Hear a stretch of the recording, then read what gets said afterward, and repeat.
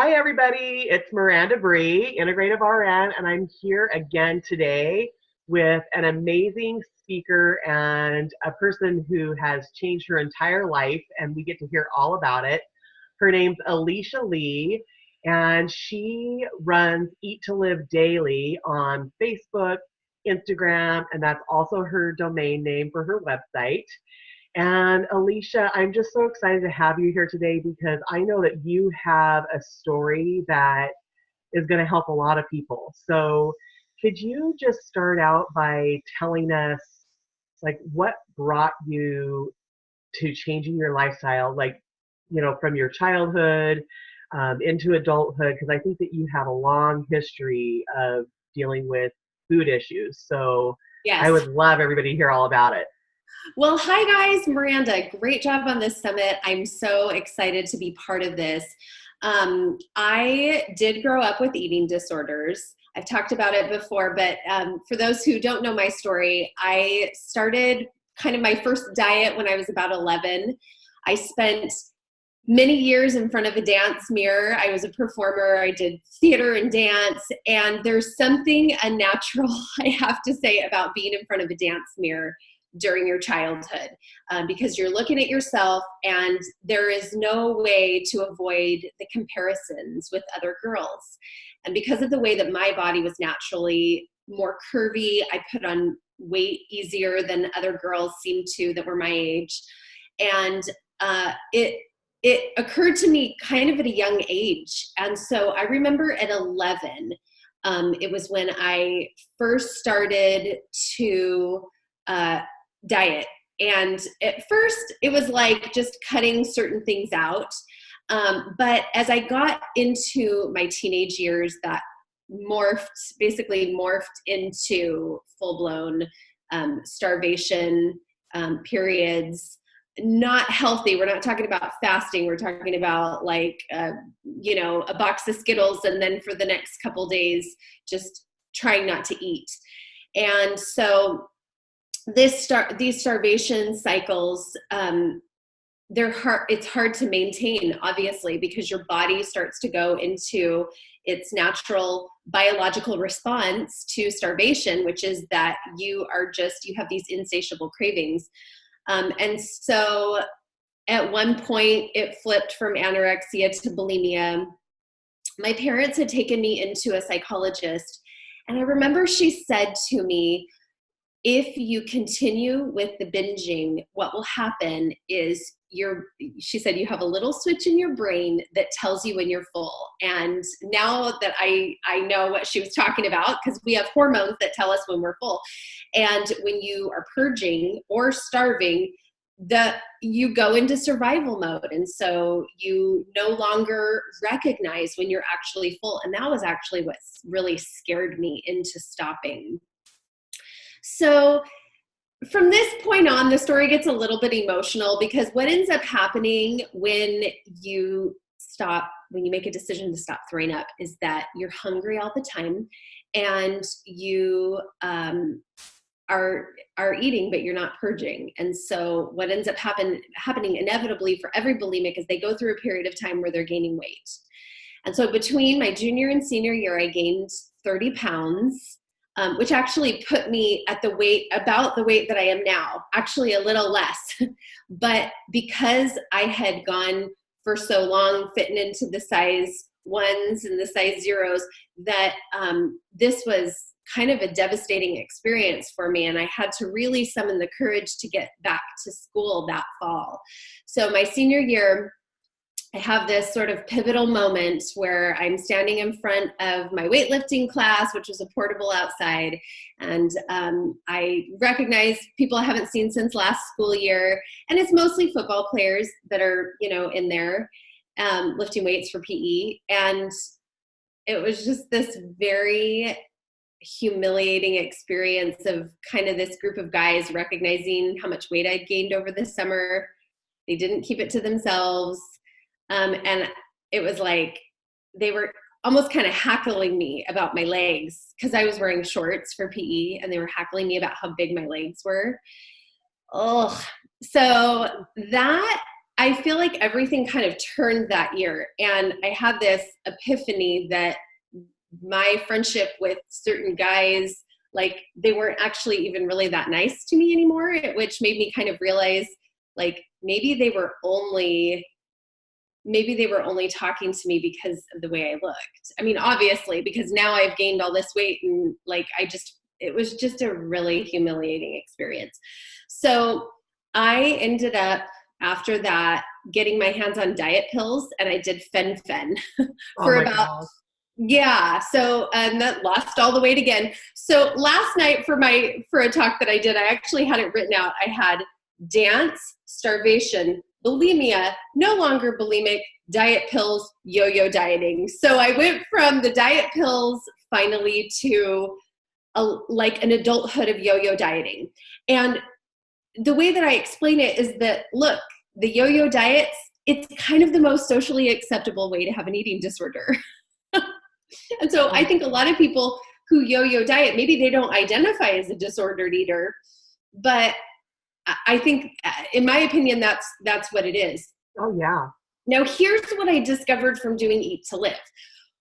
What I discovered with Eat to Live is that when you cut out certain foods that have proven to be addictive, and there are a lot of the foods that are common in our standard diet. We used to call it the standard American diet, and I've noticed that Dr. Fuhrman has started calling it the standard diet because it's everywhere. Yeah. So when you cut out these foods and you flood the body with nutrients, two things happen. Your cells become nourished, and so you're not having these sort of irrational cravings for food because you are now nourished. Your cells that's part of the reason, Dr. Fuhrman explains, it's part of the reason that we have cravings, because our cells need nourishment, and the standard diet is a nutrient deficient diet. We're not getting nearly the nutrients that we need. So this is the first half of it. If you flood the body with nutrients, you're going to eliminate a lot of those cravings. The second part of it is that the actual foods that we've been eating are addictive.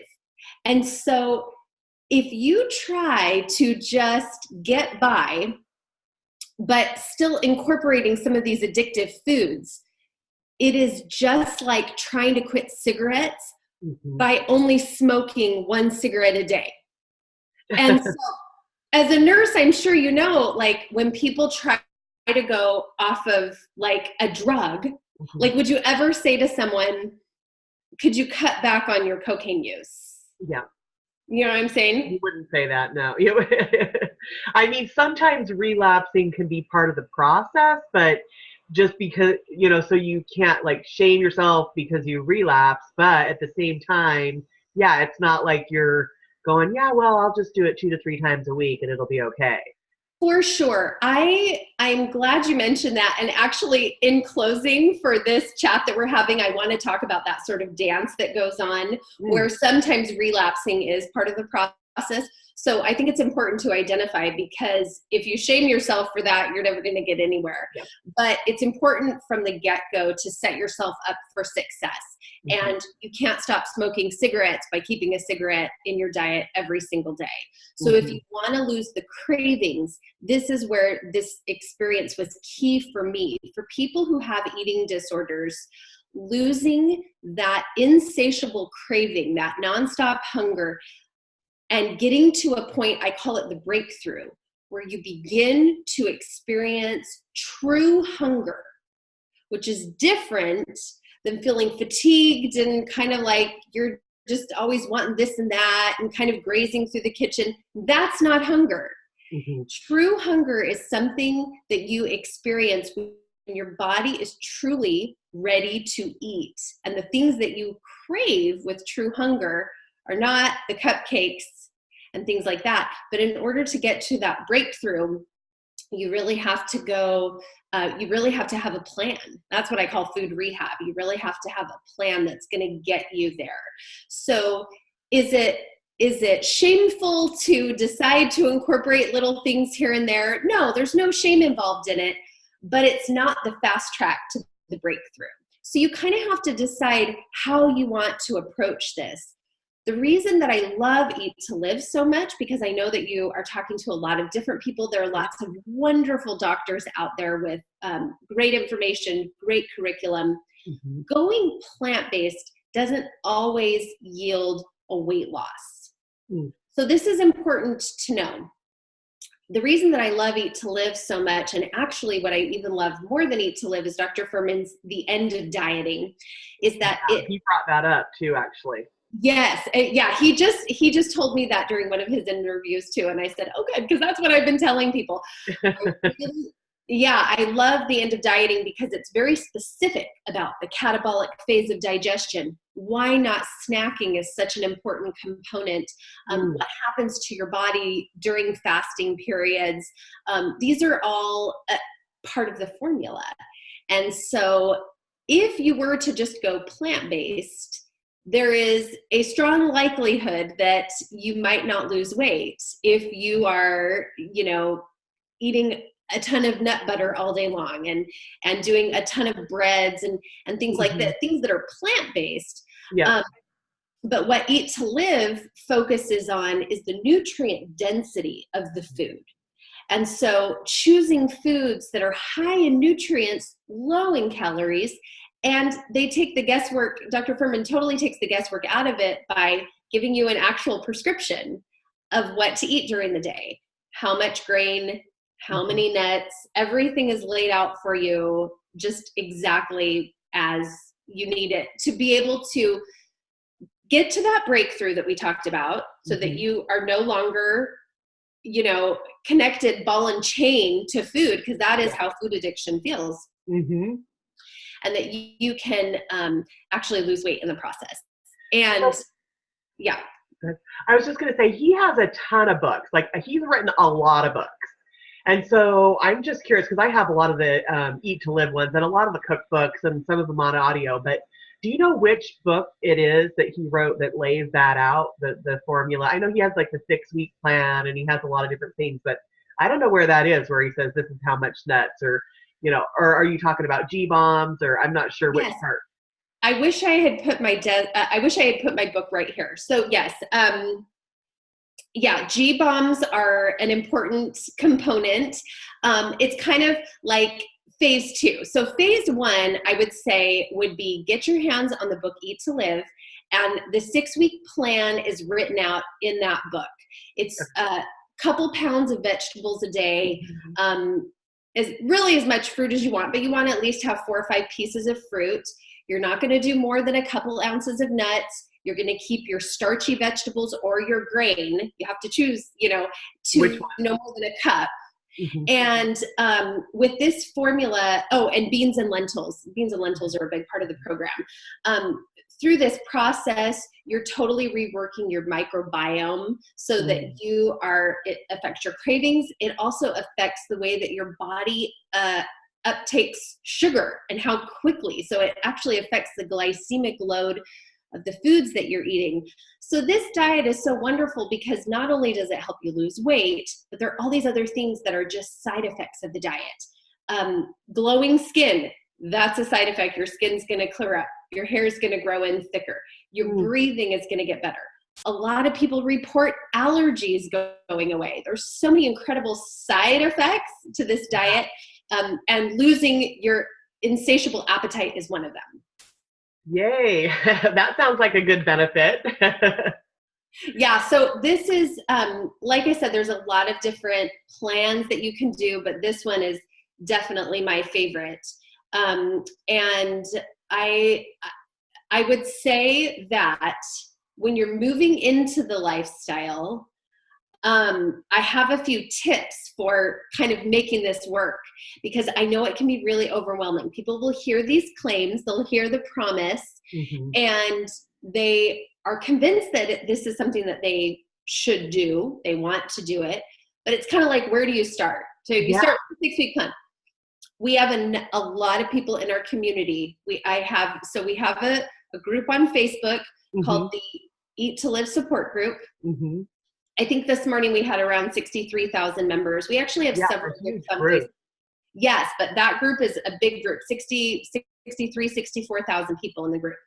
A lot of people have been able to read the book and they're home free. They just follow the rules and they go for it. A lot of other people have kind of tried it, maybe they dabbled in it, and it was hard for them.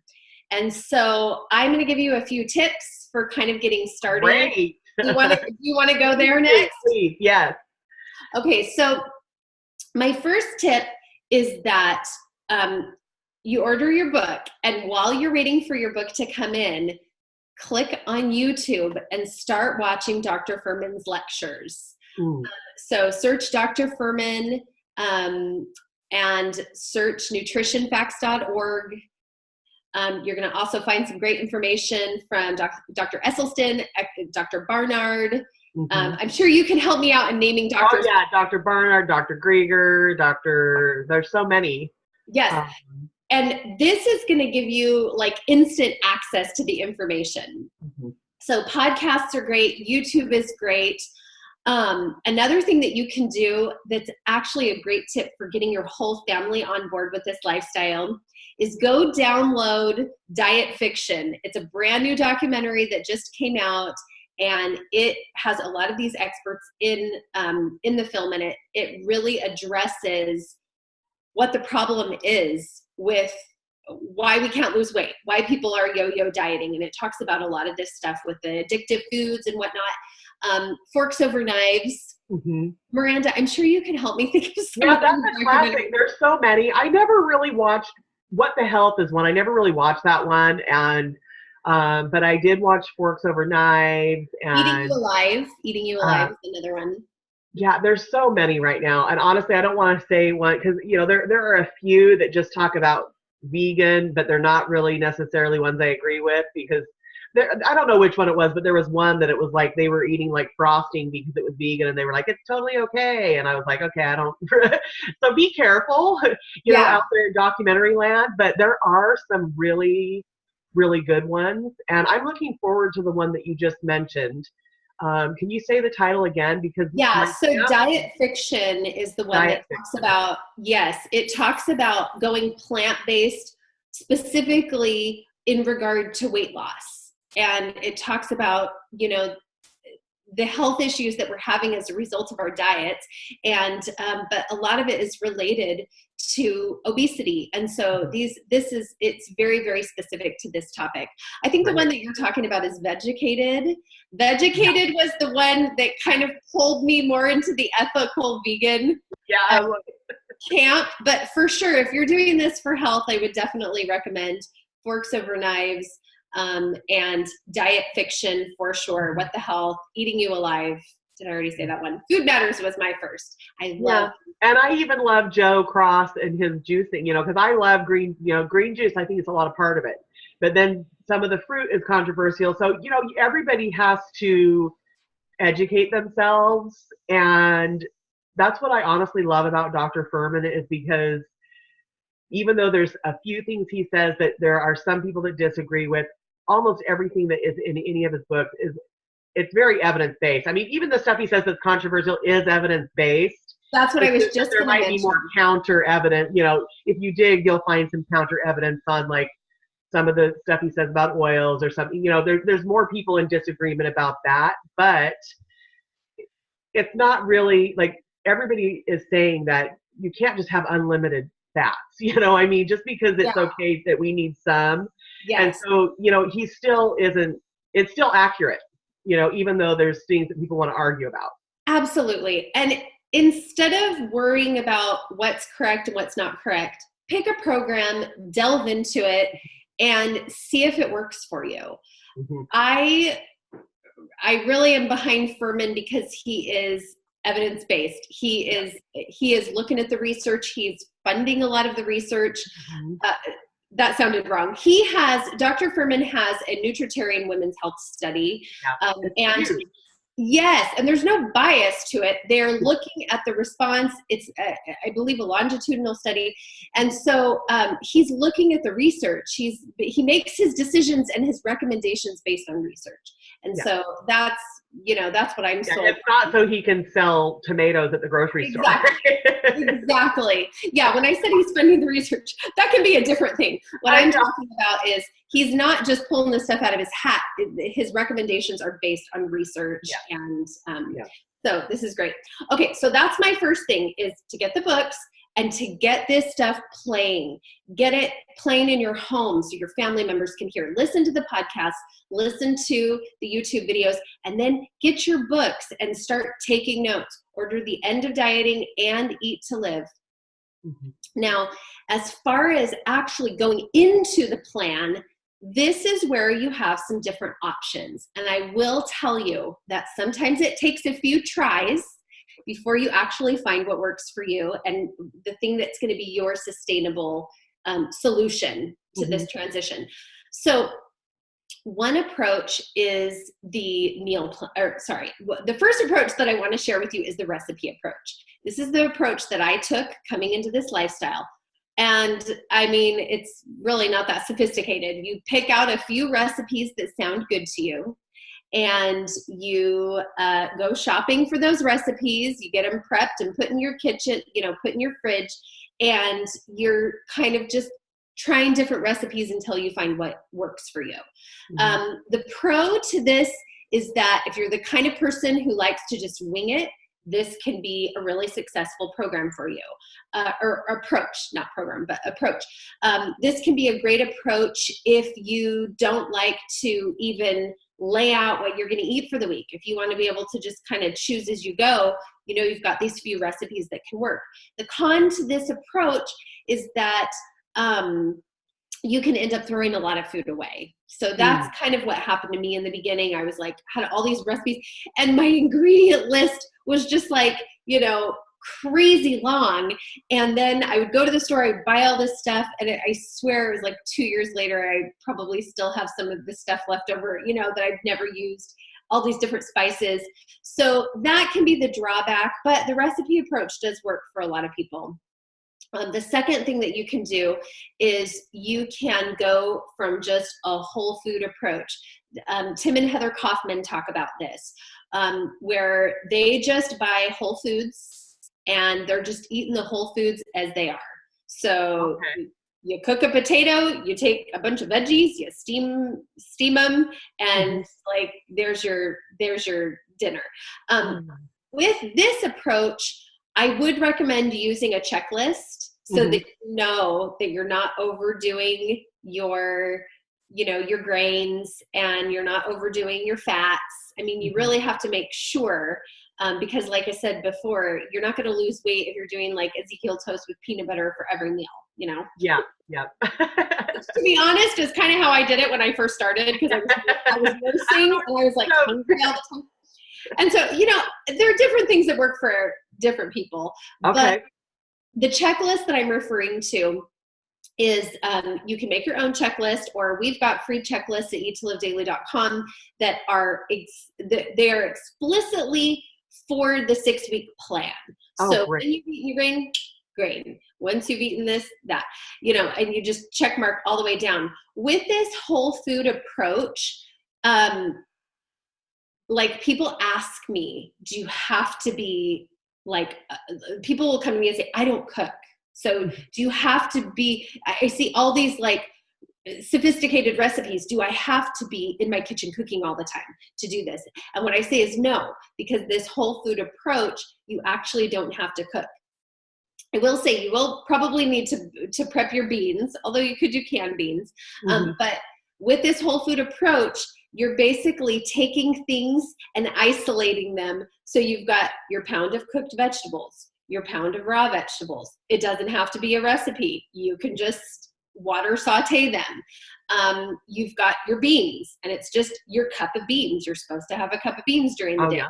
It's your pieces of fruit. You actually don't have to do the whole grain if you don't want to.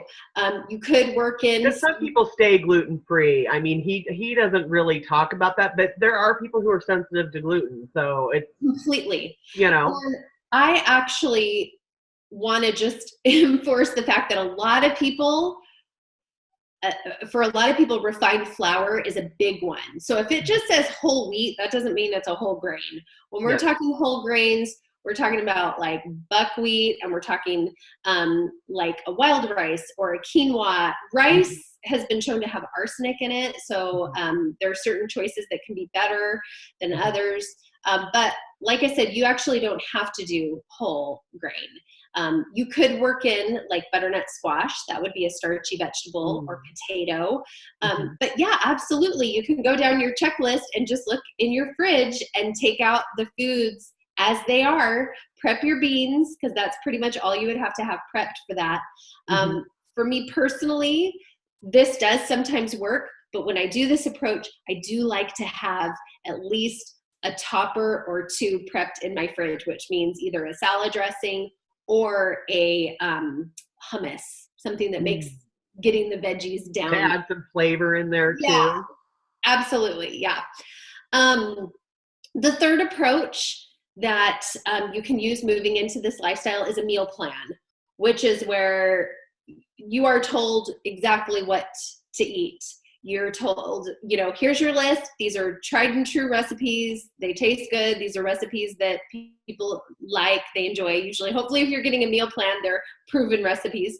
And they tell you what to buy from the grocery store. They tell you how to make the food once you get it home from the grocery store. And then you've got a schedule on how to, what you're eating from day to day. And a lot of people in our community, the meal plans were really the way that they were able to get flying. So it's like, learning how to ride a bike. You're kind of like, you need someone to hold your bike for you. Yeah.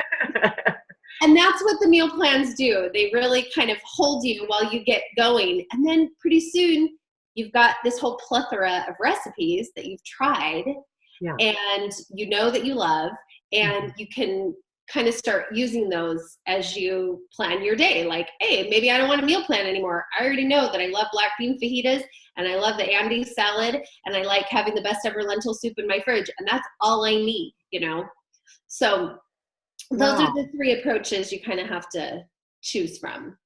So I feel like that's really liberating to just make the whole foods and have them ready. But the other thing I wanted to say is you're giving away a 7-day meal plan with schedule to people if they come on over to your website, right? Yeah, so we have a ton of free resources at eattolivedaily.com. We have a huge recipe center with hundreds of recipes. What we have found is that for our big free community, the Eat to Live support group, a lot of times people just need 1 week meal plan. And so we always have a free meal plan available. Right now, we have a winter meal plan, and then we have one that we've done just for you guys that are watching, and we'll give you a link to that to help you get started. So it's your shopping list, your schedule for the week, the recipes, and how to meal prep it when you get it home. So I think it's a really, really valuable tool when you're getting started. And our meal plans are specifically designed as a companion to the 6-week plan, Dr. Fuhrman's 6-week plan. So you don't have to figure out, it takes the guesswork out of it. Like, am I getting enough grain? Or am I getting enough greens? Am I getting enough, this or that? It's all figured out for you. Great. And I think people should know that his 6-week meal plan is the more rigid version of his plan. And because he allows for a little bit more flexibility, but he really wants people to do that 6 weeks first, right? Yeah, I refer to it as food rehab. The 6-week plan is what's going to get you to your breakthrough. And actually, what's even more strict than the 6-week plan would be I think it's called the Radical Weight Reduction Plan. It's in the end of heart disease, and it's for people who need to lose weight quickly. Maybe they have a surgery that they're going in for and they can't do it at the weight that they're at. That's a great one for bariatric patients. Anyway, there are so many things to choose from. Dr. Fuhrman's, the foundation of what he writes never changes, but the formula is a little different depending on what your goals are. Because as you mentioned, to be nutritarian, I mean, I want my kids to be nutritarian, but I'm not measuring their grain. I mean, my kids need a higher calorie density than I do. And if I've got, my husband who's naturally slender, he's training right now to do base camp at Mount Everest, and he's going to need more calories. So the Nutritarian diet would be ideal for him. To be on the 6-week plan would probably be too restrictive for him. Mm-hmm. Sure. And I haven't even brought this up in any of the conversations, but he's not even really promoting like strict veganism. I mean, a lot of his followers are, but he has like sometimes I've heard 5%, sometimes I've heard 10%, depending, maybe it's different in different books, or maybe he shifted to a 5% later, but he never in there says you can never have this or never, there's probably people who use a little of the things he says don't eat in their 5 or 10%. That's what I'm guessing. But, for some people, maybe they really need to keep clean and stay in the 6 weeks, because having those things just leads to having more of those things. I think that different people have different susceptibility to addiction. And he never says that 10% should be the processed food. It's just like, oh, okay, like I had a slice of turkey, or oh, okay, I had a little oil or something like that. But I think he's pretty firm in everybody say that we don't need processed foods. Nobody needs to have Kraft macaroni and cheese, or, and I personally, I think that I need to just stay away from that altogether, even with the 5 or 10%, because of what I'm learning that it does to our palate. Yeah, that's just it. And you and I are alike. And there are a lot of people that are like us as well, that when that pattern starts, maybe it is because biologically we have a higher susceptibility to addiction. There are some people that are able to make the 10% work, and there are people that are able to implement a 10%. Maybe that 10% is like a condiment, maybe it's ketchup or something like that. But we're talking about 10% of your calories, your daily calories. We're not talking about laying the food out on the table and going, there's 10%. 10% of your calories, which means that it's going to be a minuscule amount. And Dr. Fuhrman, I heard him speak to a group of students, and the sense that I get from Dr. Fuhrman is that he wants everyone to be able to improve their health. And for everyone, that picture might be a little different. The most ideal is the way that he eats, which is a nutrient-dense diet with no junk food.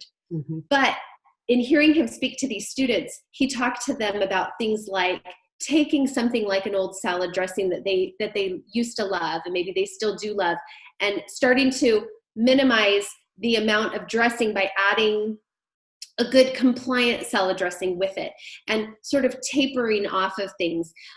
You do see on his pyramid that there is, in that top 10%, that there might be a little animal product, a little oil. The most ideal version of the program doesn't have those, but you might have to go through a transition to get there. That might not happen overnight. So yeah, absolutely. I feel like the way that he teaches this program is like, here's the black belt of it. This is what he said to Sherry from the Watery Mouth. Here's the black belt version of it, but then you've got the yellow belt, and you can work up to it. So.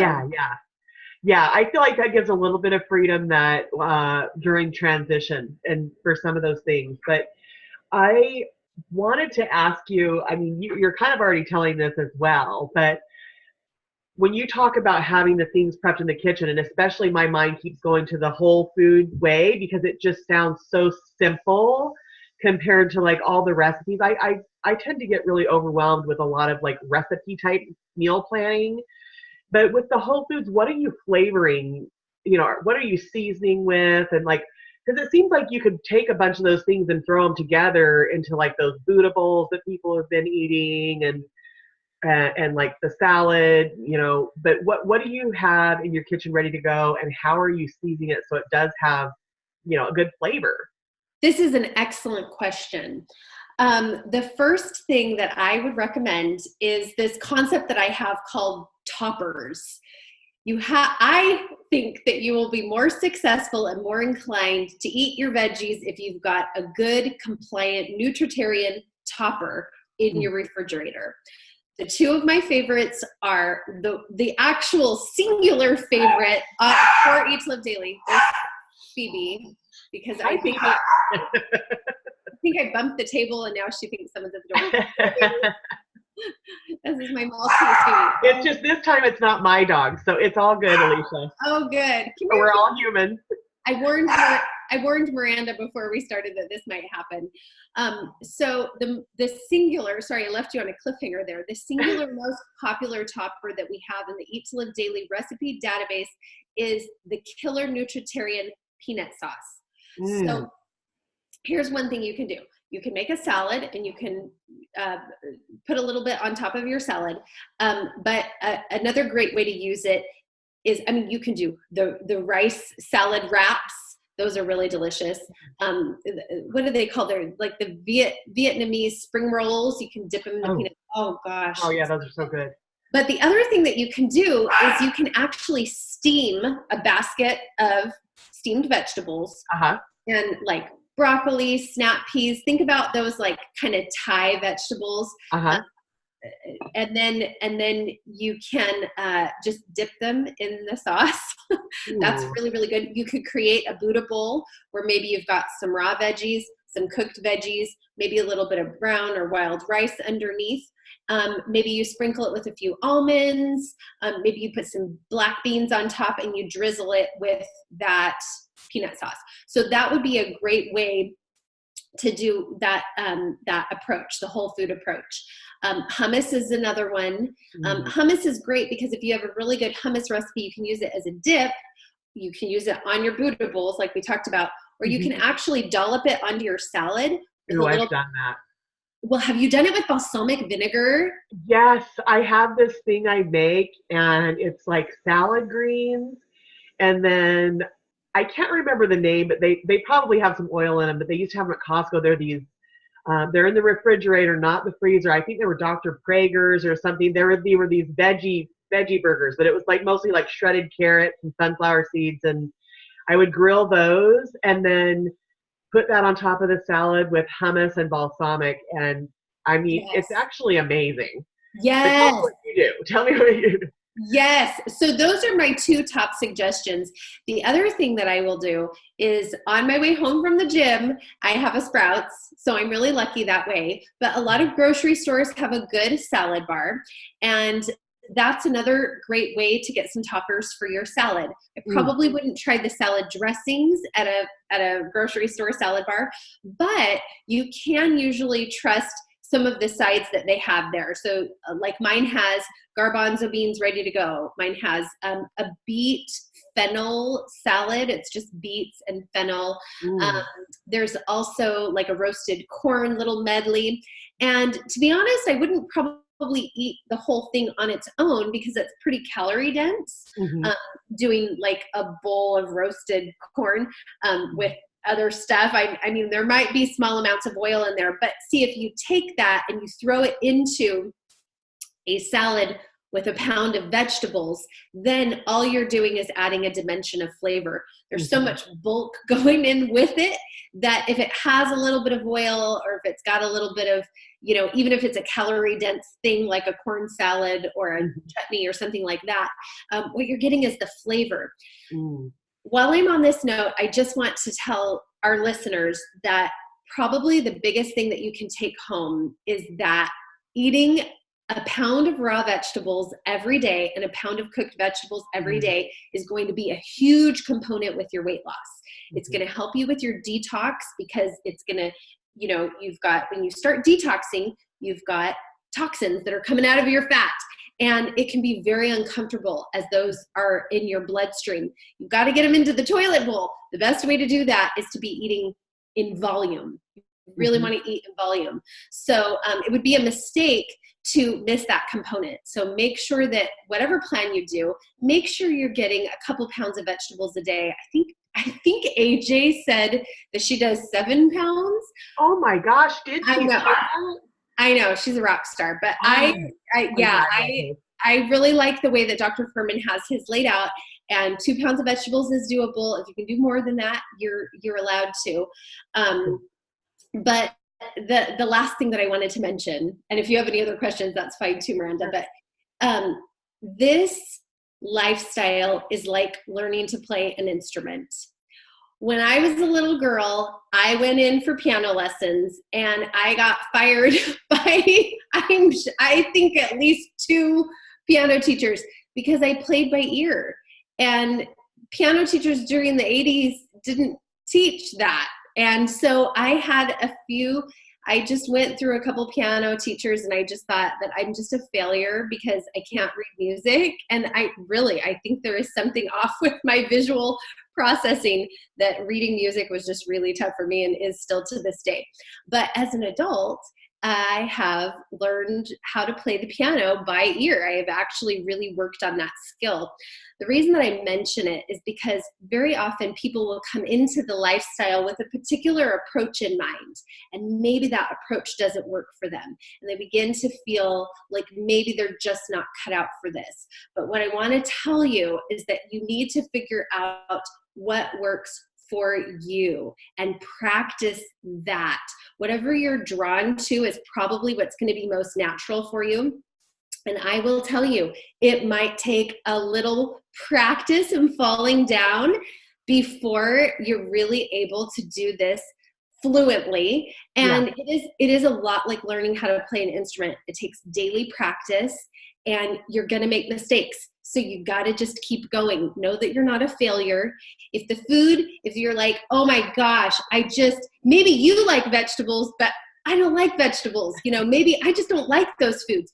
Just know that your brain is adapting. It's called neuroadaptation. The more you do this, the more comfortable it's going to be, and the more you are actually going to be drawn to eating this way. So keep trying it and just know everybody is programmed to eat this way. Everyone needs vegetables. That's why they grow from the earth. So just know, keep going. It's like an instrument. You might make mistakes, but you are cut out for it and you can do it. Yeah. Thank you so much for empowering us with that, Elisha. And that, for me right now, as I'm moving into this, that's been my number one goal, is to crowd out by eating like up to 2 pounds of raw and cooked vegetables and fruit a day, mostly vegetables. And because I wanted to just allow myself to have more before I said, that was my first step. Before I said can't have, I wanted to say can have, just because I have a rebellious attitude about things when I try to make change. And so that's, to me, I feel like that's the first thing. And I want to just keep adding in more of Dr. Fuhrman's. And then, I'm getting ready to go into a 6th week. That's my next, my next level, is I am going to go into the 6 weeks. And I'm going to check out the other version that you said, and that's in the end of heart disease. Is that what it's called? Yeah, it's 2 meals a day. So I don't know. We'll period of time. I have, I have a meal plan that's 2 meals a day. I'll send it to you. Okay, awesome. I love this approach that you just talked about. Having the mindset, so your personality, I talked about this last night with Mondo. Sorry, this is a topic for a whole nother level. Sure. But I want to tell you real quickly that if you have this mentality of like, if I'm told that I can't have something, I want it. You have to, first off, identify your body as this great gift, okay? And that in order to treat your body, you have to give it foods that are going to help it function, okay? And that way the treat becomes the nice cream. I mean, the nice cream really is a treat. It's the fruit. Veggies don't feel like a treat, but when you have this mentality of like, I'm doing this wonderful thing for my body, it really changes your perspective. Those other foods don't love you. They don't love you like the fruit and veggies love you. They're causing all kinds of problems. And so although the 5 or 10% approach can be helpful for some, I want to challenge you to try the 6-week plan as it's written, just to see what happens. Yeah. Yep. I'm getting ready to go there. And then you got to keep me posted on how it goes. Oh, I will. And then I do have another question when I cut you off about the thing with the balsamic. I'm just curious, how are you making your balsamic? Because you're not using oil. Are you making a dressing with balsamic? Or just using No, balsamic vinegar? no, I don't make a dressing. So if I have my hummus and then I have a bottle of balsamic vinegar, that's all it is. Okay. And then So just use it by itself as a topping.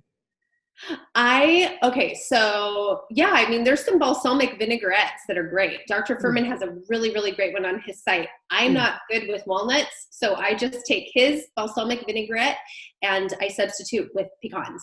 I have in my kitchen a salad box. It's just like a Rubbermaid box that you can get like at Target, and it's like this big, okay? And I throw that stuff in with the hummus and a little bit of balsamic, and I just shake it, and it just coats everything with this yummy, it ends up being like a creamy balsamic.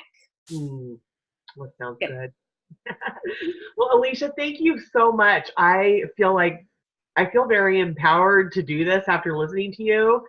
And like things can be a little bit easier if I just make like the steamed veggies, roast some things, cook up some beans in like the Instant Pot, or buy some low sodium cans of beans. And like to me, that feels so empowering versus like I've been straining for so many years. Because I've looked at I love other people's meal plans and I love to look at them, but sometimes I look and I'm like, yeah, that's probably not, one of the recipes isn't something I want. And it still feels like I got to do a little bit of adjusting.